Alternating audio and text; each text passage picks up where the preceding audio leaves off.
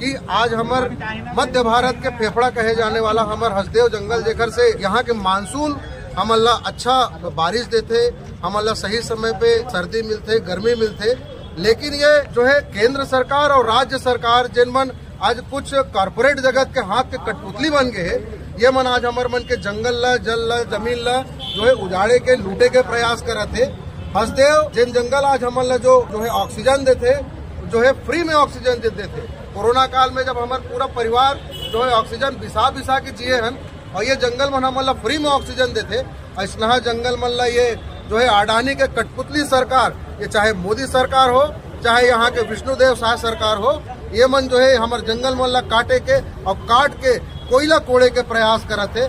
छत्तीसगढ़िया क्रांति सेना, जोहार छत्तीसगढ़ पार्टी और तमाम पर्यावरण प्रेमी ये बात ला बिल्कुल स्वीकार नहीं करे।